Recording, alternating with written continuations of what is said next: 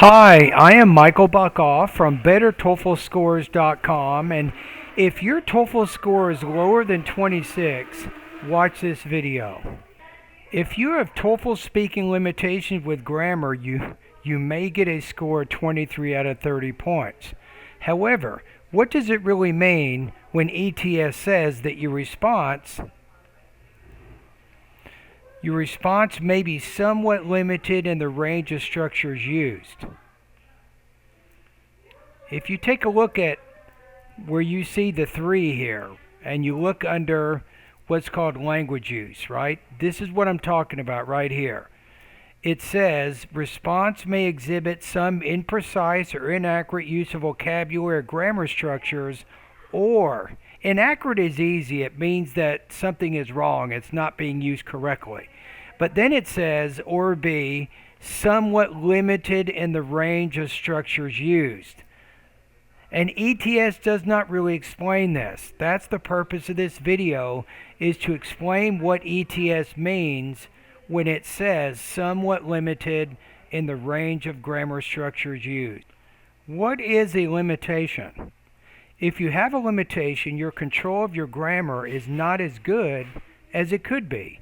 In other words, your lack of grammar knowledge is preventing you from being able to fully express your ideas. So you are, quote, somewhat limited in the range of structures.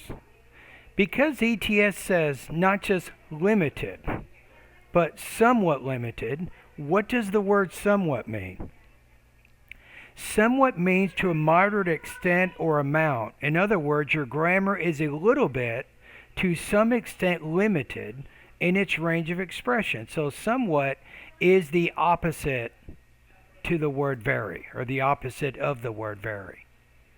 Very limited in your grammar probably is going to put you in the 2 or the 1 area, according to ETS's rubric. Now that we talked about somewhat limited and what that means, and having limitations with grammar, let's talk about 3 types of limitations that I see.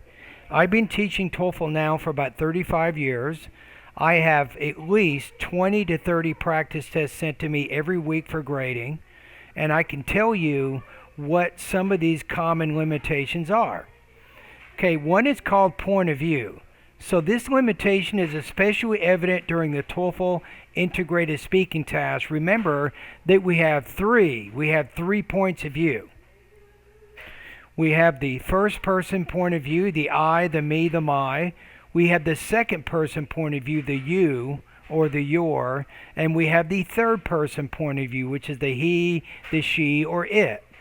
So a lot of students, they'll use that you point of view no matter what the speaking task is, whether it's an independent task or an integrated task. For example, here, they might say the speaker explains that you can understand how dinosaurs died through 3 main theories. So by putting the word you in here, it's not necessary because we're trying to summarize information with integrated speaking and integrated writing, right? There's no need for the word you. So then the revised sentence might be, the speaker explains 3 theories regarding the extinction of dinosaurs. So here's your tip. Usually for integrated speaking, the first and the third person points of view work better. And for the integrated speaking and integrated writing, the third person point of view works better. So keep that in mind. So if you like to use the you point of view a lot and you're not using the first or the third person points of view, then you have limitations with your point of view. Another type of limitation is with adjective clauses. This is very common. I see it all the time in the speaking practice I get from my online TOEFL course students.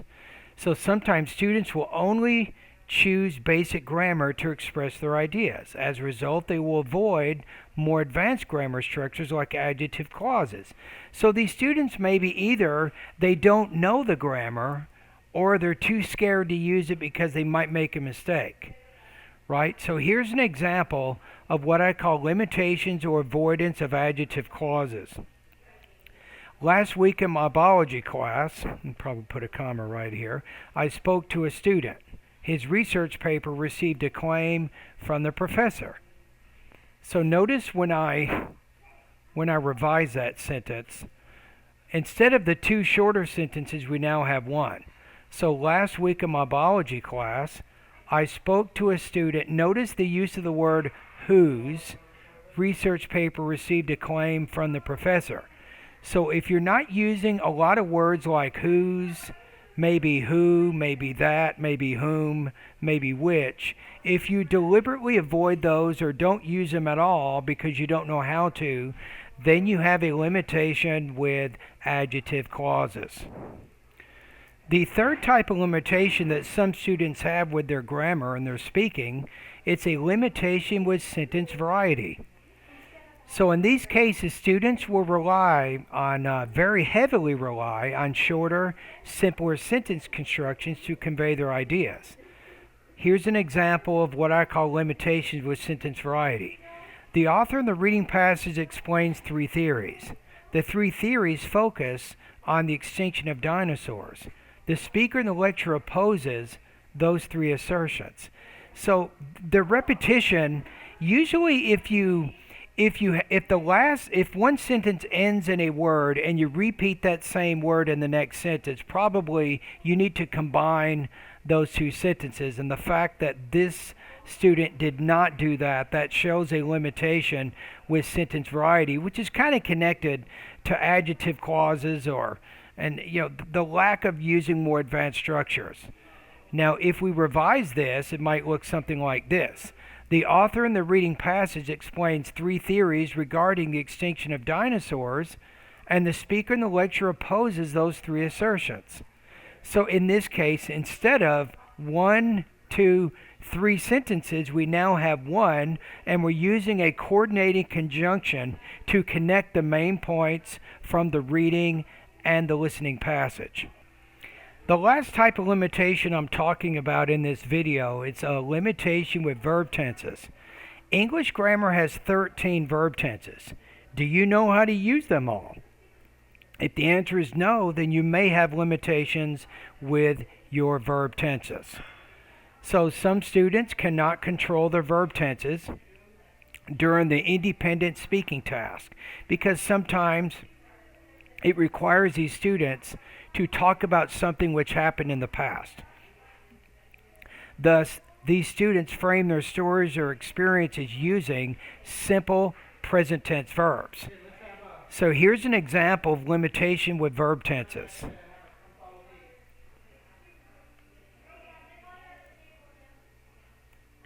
Last week, while waiting for my car to be washed, I talked to someone who is from another country.